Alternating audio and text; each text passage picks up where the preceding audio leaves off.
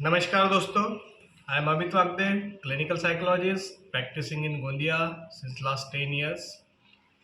आज हम बात करेंगे एंगर मैनेजमेंट के बारे में। गुस्सा यह एक स्वाभाविक भावना है। जिस तरह से प्यार है, नफरत है, रोना है, गुस्सा आना भी उसी तरह से स्वाभाविक है। लेकिन यह कुछ लोगों में एक समस्या बन जाती है। समस्या इस तौर पे कि छोटी छोटी बातों पे इन्हें गुस्सा आना शुरू हो जाता है। और जब गुस्सा आता है, कुछ लोग चीज़ें तोड़ते हैं, किसी से झगड़ा कर लेते हैं, खुद को नुकसान पहुंचाते हैं और कई तरीके से अपना गुस्सा जाहिर करते हैं। तो जिन लोगों में यह गुस्सा एक समस्या बन गई है, ऐसे लोगों के लिए गुस्से पर काबू पाने के लिए यह आज का सेशन, आज का वीडियो हम बना रहे हैं। गुस्सा आने की सबसे बड़ी बात एक्सपेक्टेशंस, जो हमारी दुनिया से, खुद से, हमारे आसपास के लोगों से, समाज से जो एक्सपेक्टेशंस होती है, वह एक्सपेक्टेशंस फुलफिल न हुई तो कई बार गुस्सा आना लाजमी है। दूसरी चीज़ होती है, हम कुछ नियमों से चलते हैं, हमारे नियम अगर ब्रेक होते हैं तो हमें गुस्सा आता है। कई बार लोगों ने गाड़ी ठीक से नहीं चलाई तो हमें गुस्सा आता है। आप देखेंगे कि ट्रैफिक जाम हो गया तो हमें गुस्सा आता है। कई बार हमारे आसपास के लोगों ने कुछ अच्छा काम नहीं किया जो हमें चाहिए उस तरह से, तो हमें गुस्सा आता है। तीसरा होता है ग्रांटेड। ग्रांटेड पकड़ना मतलब कुछ हमारे आसपास के लोग जो होते हैं, हम उन्हें ग्रांटेड पकड़ते हैं इन द सेंस कि इन्होंने ऐसा ही करना चाहिए। मम्मी है, पापा है, भाई है, बहन है, जो भी लोग हमारे आसपास है, दोस्त है, ग्रांटेड इन दैट सेंस कि हम इनसे अनरियलिस्टिक एक्सपेक्ट कर लेते हैं कि पापा ने ऐसा करना ही चाहिए था, इन्हें समझता नहीं है क्या, मम्मी ने ऐसा ही करना चाहिए था, ऐसा क्यों नहीं किया, मुझे तो ऐसे ही लगेगा ना, मुझे वैसा ही लगेगा ना, मैं तो ये पकड़ के चल रहा था, वो ये मान के चल रहा था। इस तरह से जो ग्रांटेड चीज़ें होती है, कई बार गुस्से की यह भी एक वजह होती है।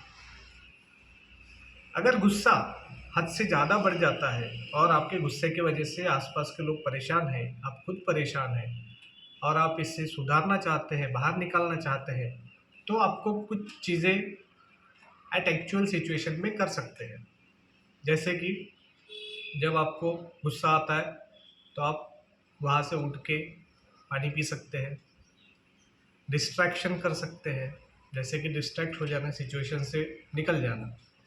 ये एक तरह से नेगेटिव है, बट थोड़ी देर के लिए आप गुस्सा न होते हुए चीज़ें थोड़ी शांत रहेगी। दूसरी चीज़ कर सकते हैं, आप अपने थॉट्स लिख सकते हैं। मतलब आपको जब गुस्सा आता है तो आप पेन और पेंसिल लेके या पेन लेके कागज़ पे लिख सकते हैं चीज़ों को कि गुस्सा आ रहा है, क्यों आ रहा है, कितना आ रहा है। ये सारी चीज़ों से आपको एक इंसाइट आएगी। इंसाइट आने के बाद में आप एक लॉजिकल बिहेवियर कर सकते हैं। तीसरा होता है, आप बैकवर्ड काउंटिंग कर सकते हैं अपने गुस्से को शांत करने के लिए। Backward counting in that sense कि 100 से लेके 1 तक के बैकवर्ड काउंटिंग शुरू कर दीजिए जब आपको गुस्सा फील होता है। जिससे क्या हो जाएगा, ये बैकवर्ड काउंटिंग का जो पीरियड होता है, ये जब तक कि 1 तक पहुंचेगा, आप देखेंगे कि आपका गुस्सा ऑलरेडी शांत हो गया है और एक रैशनलाइज थिंकिंग आ गई कि हाउ टू बिहेव, गुस्सा जाहिर करना है या नहीं करना है, या उसे एडजस्ट करना है। चौथा होता है, आप ब्रीदिंग एक्सरसाइज कर सकते हैं। लॉन्ग ब्रीथ लेके धीरे धीरे छोड़ना, गुस्सा आ रहा है तो। आप हो सकता है कि आपके हाथ में स्माइली बॉल दबा सकते हैं जब गुस्सा आता है, जिससे कि ब्लड प्रेशर हाई जा रहा है तो कम हो सके, बीपी, ये चीज़ें होती है। ये सारी चीज़ें जो है, ये हमें एट एक्चुअल सिचुएशन में हमारा गुस्से का रिएक्शन डिले करने के हैं। Actually solutions at actual situation में गुस्सा जाहिर ना करे, इससे इसके उपाय डिले रिस्पॉन्स होने के बाद में थोड़ी देर के बाद हमारा रियलिस्टिक माइंड काम करता है और रियलिस्टिक थिंकिंग के साथ हम उस सिचुएशन से डील करते हैं। सीधी सी बात। लेकिन इससे अगर परमानेंट सॉल्यूशन चाहिए ये टेम्पररी सॉल्यूशंस है सारे के सारे। परमानेंट सॉल्यूशन अगर चाहिए आपको तो आपको थोड़ा इस पे वर्क करना पड़ेगा, अपने विचारों पे ध्यान देना पड़ेगा, अपने हरकतों पे थोड़ा सा कंसंट्रेशन करना पड़ेगा। अब ये सारी चीज़ें कैसे करेंगे? सीबीटी के माध्यम से हम ऐसा कर सकते हैं कि जो आपके थॉट्स है, सबसे पहले वो थॉट्स को आप मॉनिटर कीजिए। शाम को घर पे आके थॉट्स को लिखिए, कौन कौन से थॉट सिचुएशंस है, कौन कौन से सिचुएशन में आपको गुस्सा आया था, ठीक है? ये सारे थॉट मॉनिटरिंग कीजिए। मॉनिटर करने के बाद में आपको सिचुएशन जो थी उसकी वजह क्या थी, गुस्सा क्यों आया, उसके रीजंस क्या है, वो रीजन जब आप लिखेंगे तो वो थिंकिंग जो है आपकी, वो थिंकिंग आपको नोट डाउन हो जाएगी।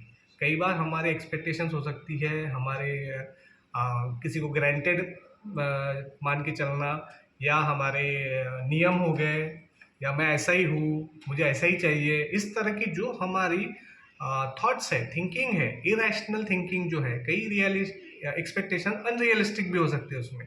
ये सारी चीज़ें आपको माइंडफुली आप दुनिया जैसी रहेगी, लेकिन आप अपने को किसी से बता सकते हैं अपनी थिंकिंग। जब आप नोट नोट करेंगे, उसके रीजंस नोट करेंगे, then you confront it. Confront का मतलब है आप उनको चेंज कीजिए या मॉडिफाई कर सकते हैं। खुद की थिंकिंग को मॉडिफिकेशन कैसे किया जाए, ये सारी टेक्निक्स बता रहा हूं। यह सीबीटी में एडवांस, जो एक साइकोथेरेपिस्ट या साइकोलॉजिस्ट या साइकियाट्रिस्ट आपको ट्रीटमेंट के बाद बताता है कि गुस्से को मैनेज कैसे करना है, ठीक है? ये जो हमारी थिंकिंग है, इरेशनल थिंकिंग होती है, या थिंकिंग हो सकती है, रैशनल बिलीफ्स होते हैं, जिसकी वजह से ये सारी हमारे की वजह हो सकती है। वजह हमें समझ में आएगी तो वजह से कैसे लड़ना है, इसके लिए हम चैलेंज दे सकते हैं, मॉडिफाई कर सकते हैं, थोड़ा हमारी सोच को सुधार सकते हैं।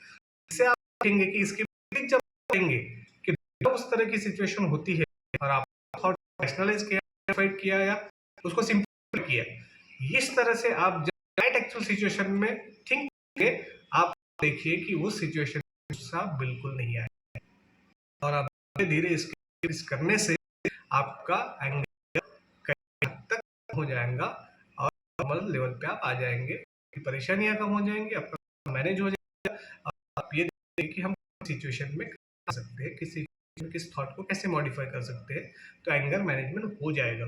दूसरी चीज़ है, इसके साथ ही साथ आपको मेडिटेशन भी करना है, हेल्थ भी लेना है, और एक्सरसाइज भी करनी है। एक्सरसाइज से आपका गुस्सा कम हो सकता है, मेडिटेशन से आपका गुस्सा कम हो सकता है, हेल्दी डाइट और प्रॉपरली स्लीप, ओके। लेकिन अपने विचारों पे काम करने की ज़रूरत होती है। रूट कॉज अगर आपको पता है एंगर का, तो रूट को आप मॉडिफाई कर सकते हैं। बिना रूट कॉज पता के जो सारी टेक्निक्स मैंने पहले बताई थी, वो टेक्निक्स आप एट एक्चुअल सिचुएशन में यूज कर सकते हैं कि अपने रिस्पॉन्स डिले कैसे, उस सिचुएशन में कैसे डील करें, ताकि आपका जो नुकसान होना है वो नुकसान हो, चाहे झगड़ा हो, चाहे किसी से मसला हो, या कुछ तोड़ा फोड़ी हो, या कुछ फाइनेंशियल लॉस हो, या सेल्फ हार्मिंग हो, ये सारी चीज़ें नहीं होगी जो आप एट एक्चुअल सिचुएशन में कर सकते हैं। लेकिन उसका रूट कॉज ढूंढने के लिए आपको एक साइकोथेरेपिस्ट की सोचना पड़ेगा, अपने थॉट्स के ऊपर काम करना पड़ेगा, मॉडिफाई करना पड़ेगा, और नए रिस्पॉन्सेज जनरेट करने पड़ेंगे, तब जाके आपका सही मायने में एंगर मैनेजमेंट होगा। और हमें खुशी है कि दुनिया में बहुत सारे लोग हैं जिन्हें एंगर मैनेजमेंट की ज़रूरत है, लेकिन सही गाइडेंस नहीं मिल पाता है, जिसके वजह से आज हमने यह वीडियो बनाया है। आपको कैसा लगा कमेंट बॉक्स में ज़रूर बताएं, और ऐसे अगर आपके नज़दीक में, या आपको, या आपके परिवार, फैमिली में, दोस्तों में किसी को भी समस्या है, तो आप हमें शेयर कर सकते हैं। समाधान देने की हम पूरी कोशिश करेंगे। ओके, आज के लिए यही रुकते हैं। धन्यवाद।